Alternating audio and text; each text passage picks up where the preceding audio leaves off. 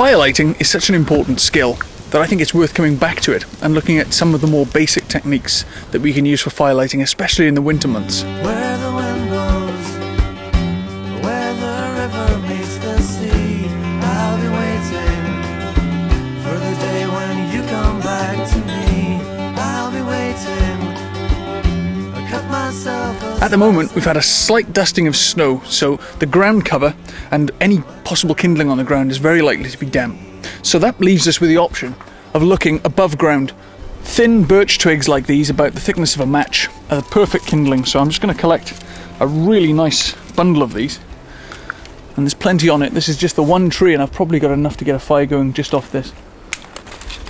Now, the silver birch is a great source of natural tinder.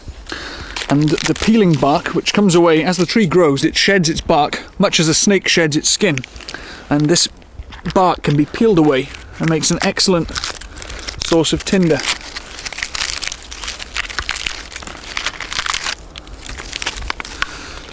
Now, the reason it's such a good firelighting material is because it's so rich in resin and oil, so it burns with a very, very oily orange flame.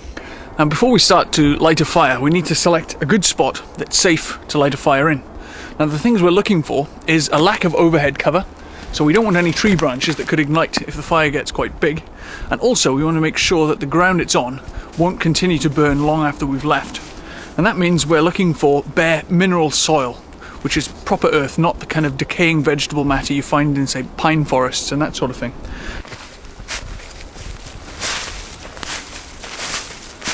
Now, we're going to have a small fire, so we don't need to clear a huge area today. And now we need to set up a platform of small pieces of dry wood. And the reason for this is that the ground is very damp, and if we light a fire directly on the ground, it will draw moisture up into the thermal column, and it will reduce the efficiency of the fire, and it may even stop it from burning altogether.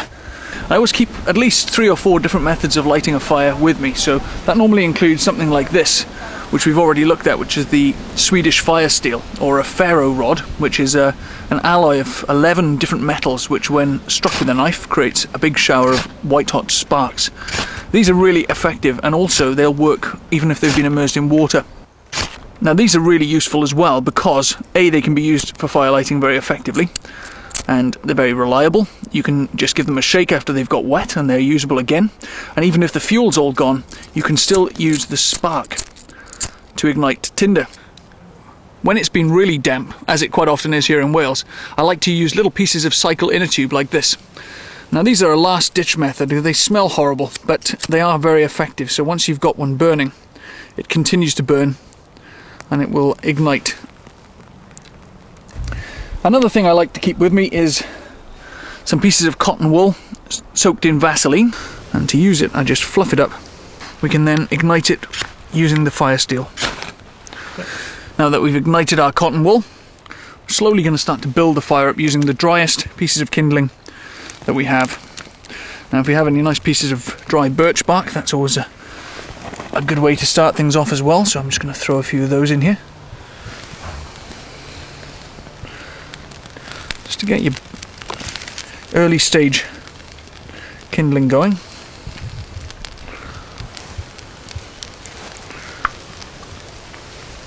I try not to crowd the fire too much at this stage as well, because by just putting small pieces of very, very dry kindling on, we can ensure that we're putting them on in exactly the right place. If you just start piling it on, sometimes you can smother the fire.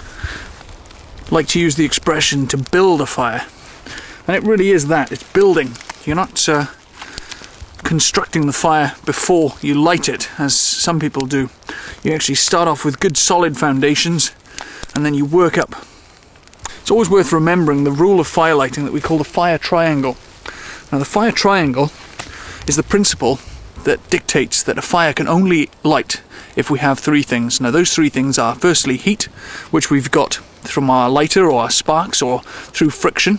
We also have fuel, which is our material, our tinder, and our wood that we're burning. Now, the last thing, and just as important, is oxygen or air, which is all around us, but occasionally you need to help things along, so that's why we blow the fire in the early stages occasionally, just to get more oxygen into it and allow it to burn effectively.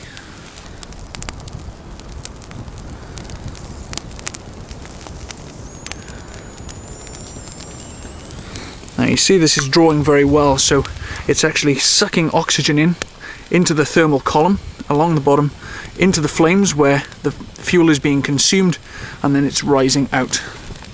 And it will continue to do that as long as we keep putting fuel on. I'll be waiting, cut myself a slice of time when the wind blows, when the river meets the sea.